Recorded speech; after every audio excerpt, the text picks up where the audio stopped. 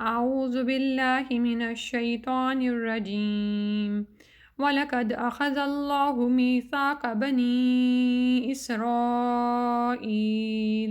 وبعثنا منهم 12 نقيبا وقال الله إني معكم لئن أقمتم الصلاة وآتيتم الزكاة وآمنتم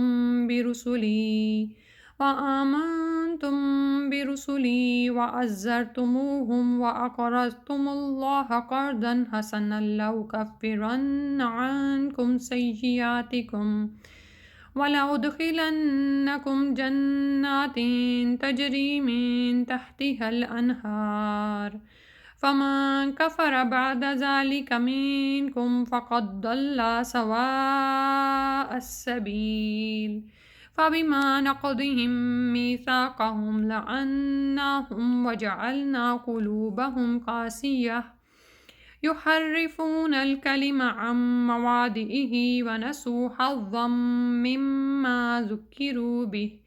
ولا تزال تطلع على خائنة منهم إلا قليلا منهم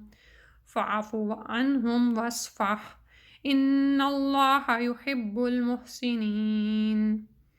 ومن الذين قالوا إنا نصارى أخذنا ميثاقهم فنسوا حظا مما ذكروا به فأغرينا بينهم العداوة والبغضاء إلى يوم القيامة وسوف ينبئهم الله بما كانوا يصنعون يا أهل الكتاب قد جاءكم رسولنا يبين لكم كثيرا مما كنتم تخفون من الكتاب ويعفو عن كثير قد جاءكم من الله نور وكتاب مبين يهدي به الله من اتبع رضوانه سبل السلام ويخرجهم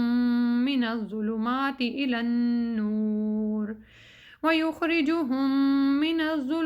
إلى النور بإذنه ويهديهم إلى صراط مستقيم لقد كفر الذين قالوا إن الله هو المسيح ابن مريم قل فمن يملك من الله شيئا إن أراد أن يهلك المسيح ابن مريم وأمه ومن في الأرض جميعا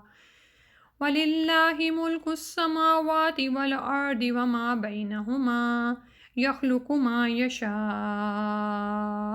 والله على كل شيء قدير وقالت اليهود والنصارى نحن أبناء الله وأحباؤه قل فلم يعذبكم بذنوبكم بل أنتم بشر ممن خلق يغفر لمن يشاء ويعذب من يشاء ولله ملك السماوات والأرض وما بينهما وإليه المصير يا أهل الكتاب قد جاءكم رسولنا يبين لكم على فترة من الرسل أن تقولوا ما جاءنا من بشير ولا نذير فقد جاءكم بشير ونذير والله على كل شيء قدير سبحانك اللهم وبحمدك أشهد أن لا إله إلا أنت أستغفرك وأتوب إليك۔ آیت کے آخری حصے میں جو آیا ہے کہ اور اللہ ہر چیز پر خوب قدرت رکھتا ہے، تو اسی پر ذرا پونڈر کرتے ہوئے اس مجلس کا اختتام کرتے ہیں کہ جب اللہ سبحانہ وتعالیٰ ہر چیز پر قدرت رکھتے ہیں تو ہمیں اللہ ہی پر بھروسہ کرنا چاہیے اور اپنے تمام معاملات کو اس کے سپرد کر دینا چاہیے۔ اور یہ جو ہم ہر وقت اپنے اوپر کوئی نہ کوئی ذہنی بوجھ لیے پھرتے ہیں اس کو ہمیں ہٹا دینا چاہیے، ٹھیک ہے؟ اگر ہم مومنین ہیں، اگر ہم اللہ پر توکل کرنے والے ہیں تو ہمیں اس بات کو اپنے ذہن میں ہر وقت سامنے رکھنا ہے کہ اللہ سبحانہ و تعالیٰ کے پاس تو ہر چیز کی قدرت ہے، ٹھیک ہے؟ تو وہی ہمارے کاموں کو سنبھالنے والا ہے، وہی دیکھنے والا ہے انشاءاللہ۔ تو پھر کیا ہوتا ہے کہ دعاؤں میں بھی تاثیر آ جاتی ہے اور زندگی سے پریشانیوں کا بھی خاتمہ ہو جاتا ہے۔ تو یہی وہ مومنین ہوتے ہیں نا جن کے بارے میں کہا گیا وَلَا خَوْفٌ عَلَيْهِمْ وَلَا هُمْ يَحْزَنُونَ۔ سبحانک اللہم و بحمدک اشہد ان لا الہ الا انت استغفرک و اتوب الیک۔ السلام علیکم ورحمۃ اللہ۔